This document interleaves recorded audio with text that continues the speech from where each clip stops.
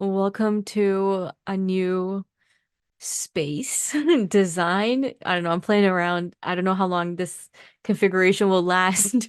Kind of miss my mandala, but I like this too. It's different because I got this. And this is Aurora Borealis going on in the back, and it makes me happy. Okay, the last time I remember this much hype around an eclipse was 2017. I was hoping to make it to a festival in Portland, and it didn't happen. And now here's another opportunity, Texas. But I was like, wait a minute, why am I gonna go all the way to Texas when Niagara Falls is declaring a state of emergency? Because there's like path of totality goes right through it. I don't know about you, but I feel so called to be in the path of totality. And just even saying that, it's like, woo, the path of totality. I just love it. We have an opportunity to have a amazing collective positive experience, and I love those types of experiences, hence why synchronized global meditations and anything that brings peeps together in a positive manner. I really love that. And like I'm making I want to just make a heart real quick. The fact that the sun and the moon will appear as the same size is like, the amazingness of this universe, right? Um, and just like the sheer science of it too, I love because it's like to our eyes, they look the same, but in reality, they are very, very different sizes. So I'm pondering this, I'm like in awe of it as I'm watching this video stops, and then this thought comes through my mind, and it's like the meek become the mighty. The moon's casting a huge shadow across the earth. Okay, that's basic nature of a total solar eclipse. But the moon is overshadowing the sun. So this smaller body is overshadowing a larger one. And that made me think how the meek become the mighty. And that made me happy. I liked that thought because one of my favorite lines in the Bible is the meek shall inherit the world.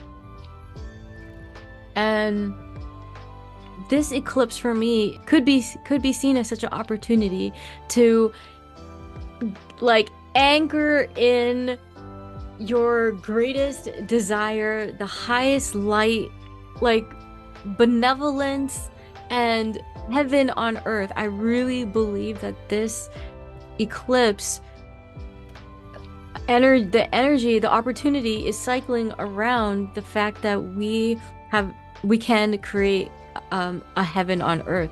And so the battle of timelines, the choosing of timelines and stuff, maybe you've heard of it, maybe you're not. If this is getting too spiritual or whatever you want to call it, like this is probably where you want to tune out, because this leads me to a certain and special group of individuals that I really just want to talk to right now, and it is the light workers. The ones that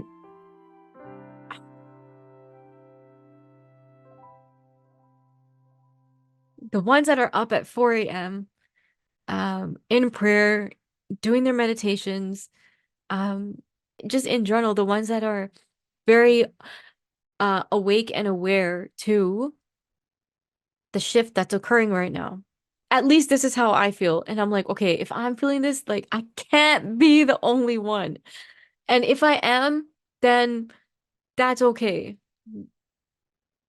because it's on my code of conduct that above all else, speak your truth, even if that renders you standing alone. Okay, so here's my truth. I feel like I've been training for Monday.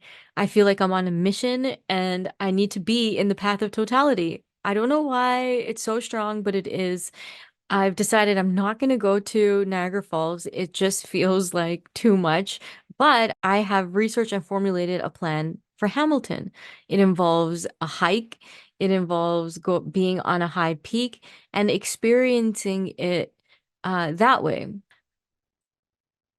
One thing that I really enjoyed when I saw this clip is that it looks like a laser moving across the entire earth. And to me, that was like, wow.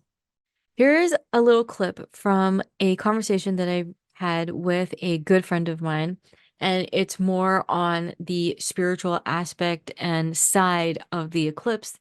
Okay, so the light is very concentrated, and since it's concentrated, it's like light becomes like a laser, right? So laser means focus. So the light of the eclipse can be harnessed to focus into whatever the human desires. This is why the dark forces are trying to bring fear, because of like your thoughts are going to manifest. Humans' thoughts are going to manifest in this eclipse. They want fear. That's their goal. They want you to be terrified when the eclipse comes. But you actually know the right way. You're actually following the ancients. That's why you're excited. And they're like, spirituality has been hijacked with the eclipse. That's why even like awake people are not going into the light, including myself. Wow. But we actually have to receive these lights, but you have to be really one pointed. Right. And on point. And if a human's like scattered, it's like it's better to like be indoors. To be out in the eclipse in mastery. This is what this eclipse called for. You've been preparing yourself for this eclipse. Yeah. So this is a jumping timeline for you.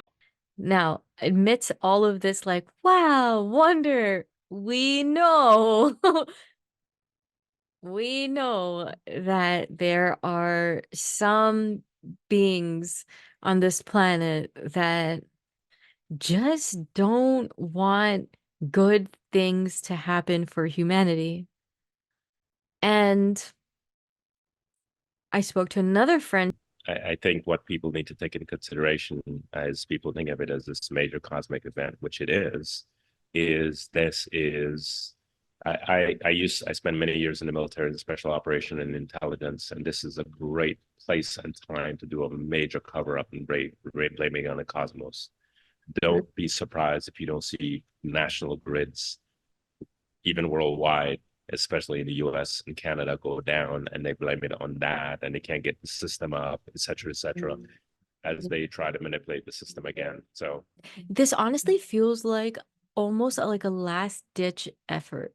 Thanks for weighing in on that. And the reality is this path of totality, the way that it is spans right across, it's like millions and millions of people at the same time looking up.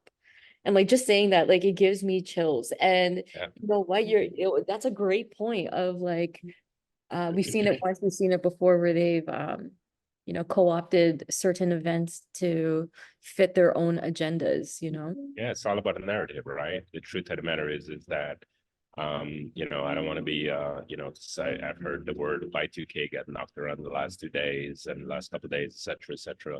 It's not about being a conspiracy theorist or anything else. It's just about, hey, be vigilant.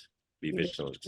We need a lot of light, I think, during in the shadow. Because there's a lot of transmutation, I think, that can happen. And for yourself and for the collective, which is, wow, so valuable and so beautiful. And the fact that it's going across like so much, like such a huge landmass with millions of people like just experiencing it, like I just love that. I just love that. And I choose to stay with that aspect of it. And while understanding like, the spiritual war that's at hand right now. That's the part that's really intriguing me. Thank you so much for tuning in. Yeah, see you on the other side.